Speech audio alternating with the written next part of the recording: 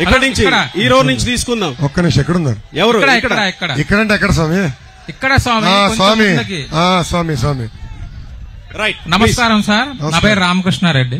రామకృష్ణారెడ్డి గారు చెప్పండి. మీకు హృదయపూర్వక ధన్యవాదాలు. Thank you. ఇంతమందిలో వాళ్ళ యొక్క ఆలోచనలు తీసుకొని సమాధానాలు చెప్తున్నారంటే మీ దమ్ము ధైర్యం ఏంటో మాకు అర్థమవుతుంది.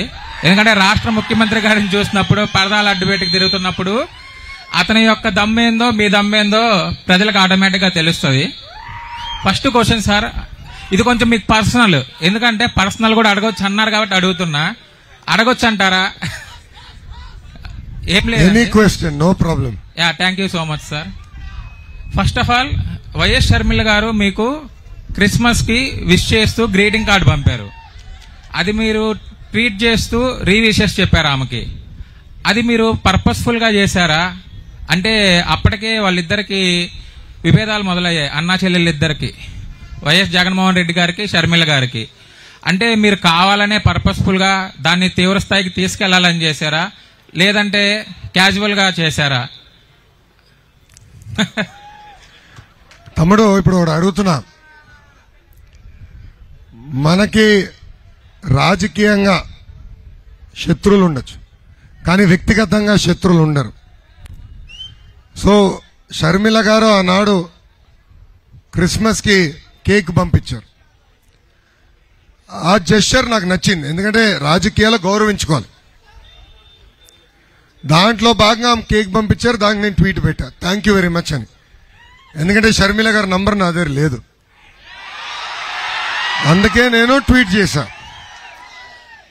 ఇప్పుడు మా కుటుంబం 1992లో హెరిటేజ్ స్థాపించింది. ప్రతి దివాళీకి తల్లి అందరికీ గిఫ్ట్ హ్యాంపర్స్ పంపిస్తారు. అంటే హెరిటేజ్ ప్రోడక్ట్స్ అన్ని తీసుకెళ్లి వాళ్ళ ఇంటికి పంపిస్తారు. ప్రతిపక్షంలో అంటే ఇప్పుడు అధికార పార్టీలో ఉన్న మంత్రులకి ఇటు ఆంధ్ర రాష్ట్రం కానీ, తెలంగాణలో కానీ, తమిళనాడులో కానీ, కర్ణాటకలో కానీ మేము పంపిస్తాం. ఎందుకంటే that is one way of respecting people. అది చేస్తాం అంతే తప్ప దాని ఇంకా వేరే ఆలోచన నాకేం లేదు.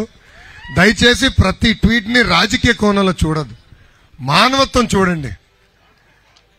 బ్యాండేజ్ బబులుకి మానవత్వం ఉండకపోవచ్చు, కానీ మీ లోకేష్ కి మానవత్వం ఉండదు. రాజకీయాల్లో ఉంటాం, రాజకీయాల్లో మేము విభేదిస్తాం, అది డిఫరెంట్. కానీ ఏనాడు వ్యక్తిగతంగా మేము తీసుకెళ్లేదు.